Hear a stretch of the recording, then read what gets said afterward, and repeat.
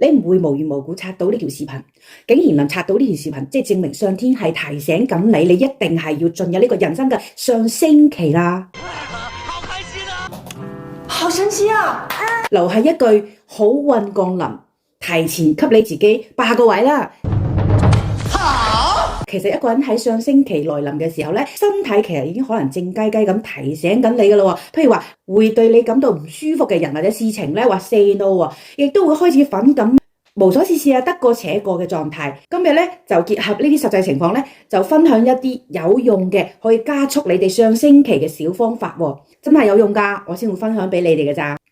咁第一，將我唔得轉成咩啊？我試下啦。大膽咁去嘗試啊！當自己有唔得嘅呢種念頭冒出嚟嘅時候啊，即刻換個第二個諗法，就係我試下先啦。咁你已經超過咗80%嘅人啦喎，人生啊邊度有咁多完美嘅事情啊？所以我哋應該先完成最完美，先開始再優化，係咪？咁第二，做生活嘅簡化啊，從清理你嘅手機開始啊，唔單止清理手機裏邊嗰啲無無謂嘅照片啊、視頻啊，亦都去清理埋嗰啲通訊錄裏邊咧，已經好耐冇聯絡或者已經唔知邊個打邊個嘅人啊，都可以清除晒佢，亦都唔使擔心啦。刪咗啲會唔會重要嘅嘢？其實如果真係重要啊，你真係唔使擔心咯。做咗一日咧，佢會通過其他方式咧揾翻你嘅。當你清走晒呢啲嘢之後咧，好運先至可以入到嚟噶。咁第三咧就係每一日做10分鐘嘅觀察員。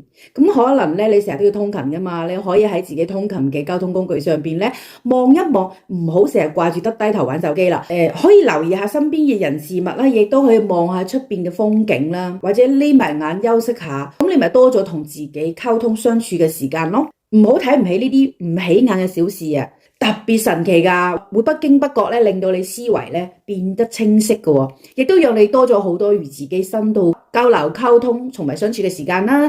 其實上升期嘅感覺係最爽嘅，係你開始懂得主動想去掌握同埋支配你嘅時間、人生呢啲正能量嘅回應咧，亦都會令到你越嚟越舒服咁做自己。咁你嘅運氣咧就會係不知不覺咁樣變好啦。不如就由你而家睇到呢個視頻開始，同自己講。我試下啦，相信你自己，你係最叻嗰個。